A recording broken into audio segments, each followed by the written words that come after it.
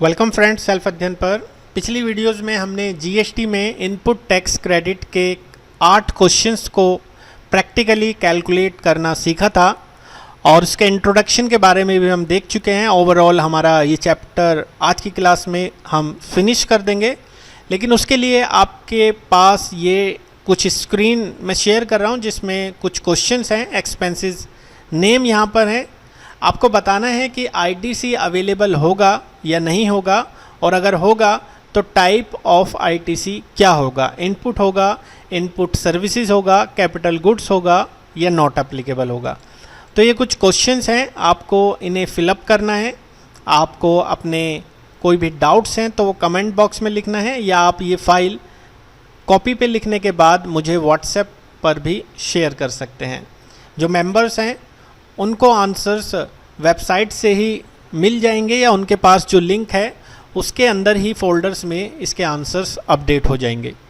तो आप देख सकते हैं यहाँ पर ऑडिट फीस पे हमें आईटीसी मिलेगा हाँ या ना, और अगर मिलेगा तो उसका टाइप क्या होगा, या हमने कुछ परचेज़ करा है सेल करने के लिए या पैकिंग के लिए या पर्सनल यूज़ के लिए। तो इन सभी चीज़ों के केसेस आपको बताने हैं, आईटीसी मिलेगा या नहीं, और अगर है तो उसका टाइप क्या होगा।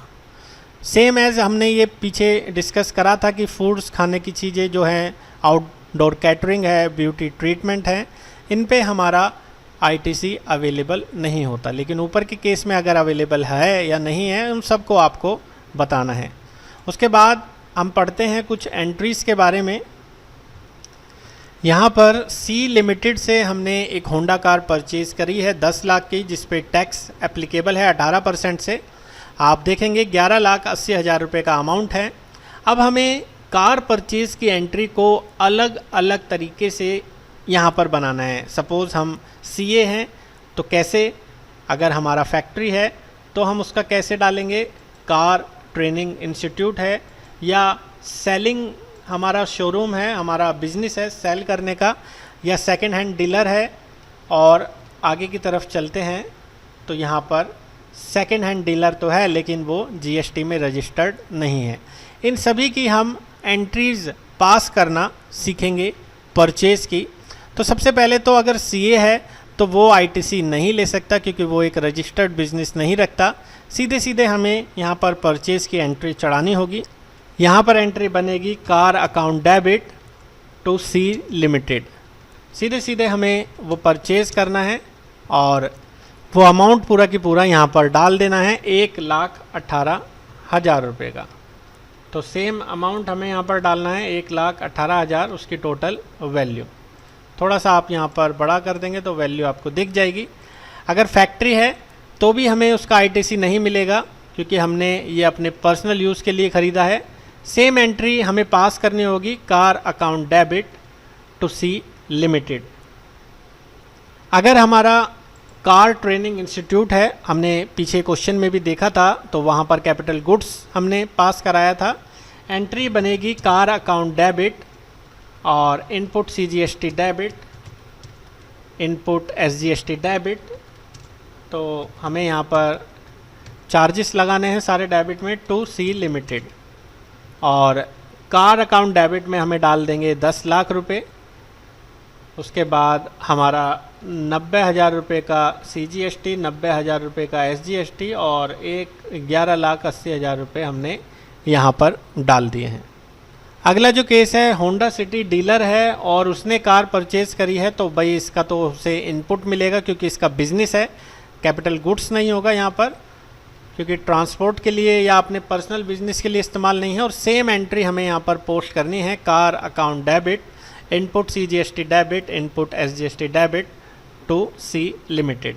लेकिन यहाँ पर हमें कार डेबिट नहीं करना, परचेज डेबिट करना है। तो ये डिफरेंस है, परचेज डेबिट क्योंकि बिजनेस के लिए हमने यूज़ करी है, परचेज सेल होगा यहाँ पर, इसीलिए हमने यहाँ पर परचेज लिया है। यहाँ पर हमारी कैपिटल गुड्स थी जो हम अपने पर्सनल काम के लिए, अपने बिजनेस के लिए इस्तेमाल कर रहे हैं।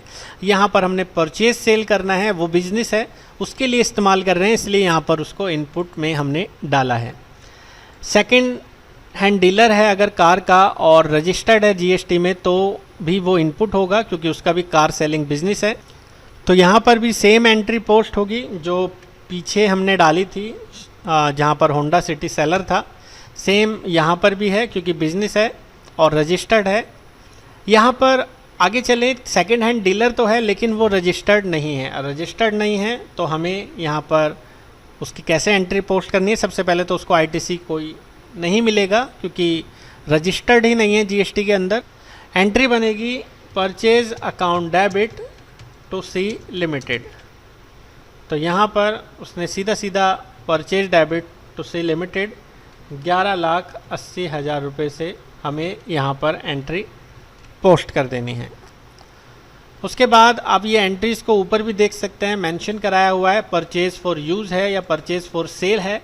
तो कैसे एंट्री पोस्ट करनी है वही केसेस पर मैं नीचे एंट्री पोस्ट कर रहा हूँ। और नीचे हम मान के चल रहे हैं 15% डेप्रिसिएशन हो रहा है। तो depreciation charge only if we put car in assets account. तो यहाँ पर 15% से हमें कैलकुलेशन करना है डेप्रिसिएशन का भी, उसकी भी एंट्री बनानी है। अब डेप्रिसिएशन यहाँ पर तो लगेगा नहीं जहाँ पर माल ख़रीदा या बेचा जा रहा है, जैसे होंडा सिटी सेलर है या सेकंड हैंड डीलर है या रजिस्टर वाला है या नॉन रजिस्टर वाला है, तो उस केस में तो डेप्रिसिएशन लगेगा नहीं। लेकिन सीए है या फैक्ट्री है या कार ट्रेनिंग इंस्टीट्यूट है, यहाँ पर डेप्रिसिएशन चार्ज होगा। वो कैसे होगा आइए देखते हैं। 11,80,000 का आप अगर 15% निकालें तो कितना होता है पहले हम देख लेते हैं। 11,80,000 मल्टीप्लाई 15%, 1,77,000 रुपये। तो एंट्री पोस्ट करनी है डेप्रिसिएशन डेबिट टू कार। ये हमारी एंट्री पोस्ट होगी डेप्रिसिएशन टू कार, और ये ही एंट्री हमारी फैक्ट्री केस में भी एप्लीकेबल होगी। लेकिन यहाँ पर कार ट्रेनिंग इंस्टीट्यूट है और कार की वैल्यू यहाँ पर 10 लाख है विदाउट यहाँ पर जीएसटी देखे।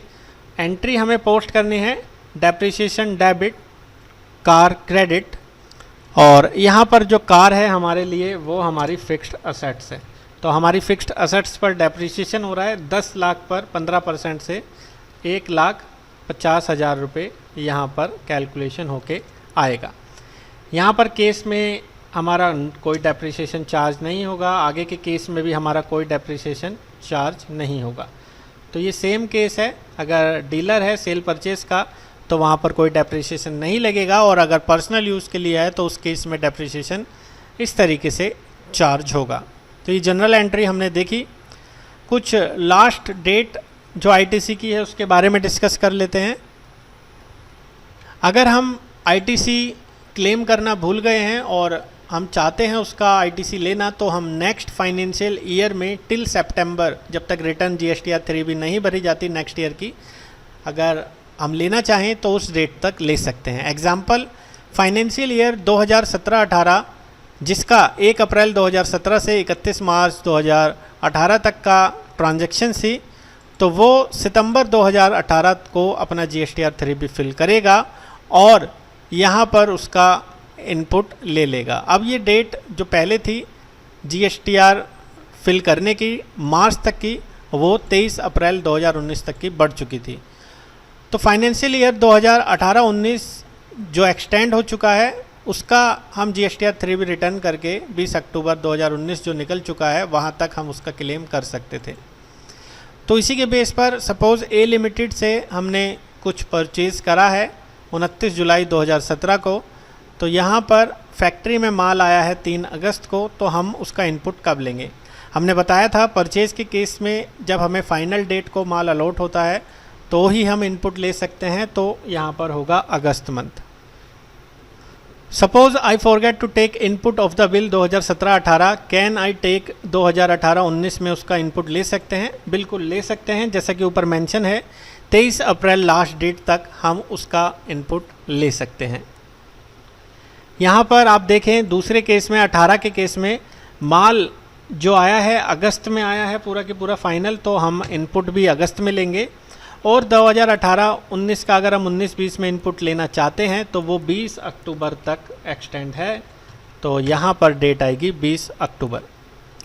ITC credit can be availed even if payment not made. अगर हम उसका पेमेंट नहीं करते तो भी उसको क्लेम कर देते हैं कि जब हम उसका पेमेंट करेंगे तो फिर हमारा आईटीसी अवेल हो जाएगा। तो पेमेंट मेड होना चाहिए, 180 दिनों के भीतर जब हमारा इनवॉइस बना है, और अगर हम नहीं भरते तो जब हम भरेंगे तो वो रिवाइज हो जाएगा, एक तरीके से हमारा आउटपुट में ऐड हो जाएगा, जिसकी एक्सपायरी फिर से 180 दिनों में हो जाएगी। साथ ही साथ इंटरेस्ट भी चार्ज होगा 18% से जब हमने उसका इनपुट लिया है और जब हमारी आउटपुट टैक्स लायबिलिटी पेड हो जाएगी। नीचे की तरफ एक एग्जांपल आप देखेंगे, गुड रिसीव हुआ है फैक्ट्री में 1 फरवरी को और पेमेंट हुई है 25 जुलाई 2019 को। When can I take input of the bill? Input होगा हमारा यहाँ पर जो हमें मिलेगा 1 फरवरी को मिलेगा, क्योंकि गुड्स रिसीव हमें 1 फरवरी को हुआ है। साथ ही साथ जो लास्ट डेट होगी, यहाँ पर इनवॉइस डेट है, आप देखें 29 जनवरी। लास्ट डेट में हमने जो डेट थी उसमें 180 दिन जोड़ दिए हैं, तो लास्ट डेट 28 जुलाई तक हमें पे करना होगा। तो ये हमारी लास्ट डेट है अकॉर्डिंग टू इनवॉइस डेट, जब हमें आईटीसी लेने के लिए इसका पेमेंट मेड करना होगा। Suppose I made payment on 25 अगस्त 2019। अब 28 जुलाई लास्ट डेट है और 25 अगस्त को ही पेमेंट हो गई है। Do I need to reverse input? Yes, हम उसका इनपुट ले सकते हैं। Which month return I need to be reverse input? क्योंकि हमने देखा ऊपर इनवॉइस डेट लास्ट है जुलाई, तो जुलाई के अंदर हम उसका रिवर्स इनपुट ले सकते हैं। तो ये कुछ एंट्रीज थी जिसको हमने सीखा आईटीसी के बारे में। आगे आने वाली वीडियोस में हम कंपोजिशन डीलर के बारे में और डिटेल में जानने वाले हैं। आज की वीडियो में इतना ही। बाकी के अपडेशन के लिए जुड़े रहें सेल्फ अध्ययन के साथ। Thank you.